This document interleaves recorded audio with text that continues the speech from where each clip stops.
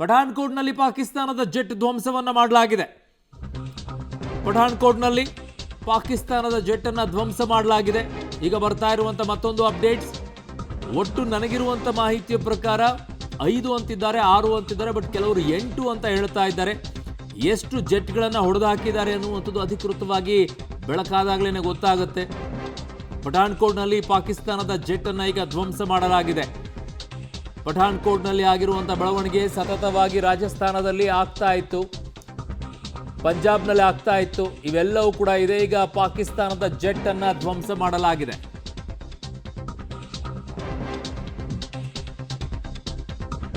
ಪಠಾನ್ಕೋಟ್ನಲ್ಲಿ ಪಾಕಿಸ್ತಾನದ ಜೆಟ್ ಧ್ವಂಸವನ್ನ ಮಾಡಲಾಗಿದೆ.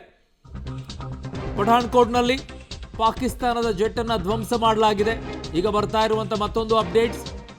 ಒಟ್ಟು ನನಗಿರುವಂತ ಮಾಹಿತಿಯ ಪ್ರಕಾರ 5 ಅಂತಿದ್ದಾರೆ, 6 ಅಂತಿದ್ದಾರೆ, ಬಟ್ ಕೆಲವರು 8 ಅಂತ ಹೇಳ್ತಾ ಇದ್ದಾರೆ.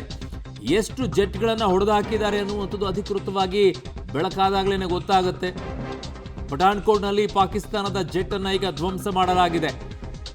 ಪಠಾನ್ಕೋಟ್ನಲ್ಲಿ ಆಗಿರುವಂಥ ಬೆಳವಣಿಗೆ ಸತತವಾಗಿ ರಾಜಸ್ಥಾನದಲ್ಲಿ ಆಗ್ತಾ ಇತ್ತು, ಪಂಜಾಬ್ನಲ್ಲಿ ಆಗ್ತಾ ಇತ್ತು, ಇವೆಲ್ಲವೂ ಕೂಡ ಇದೆ. ಈಗ ಪಾಕಿಸ್ತಾನದ ಜೆಟ್ ಅನ್ನು ಧ್ವಂಸ ಮಾಡಲಾಗಿದೆ.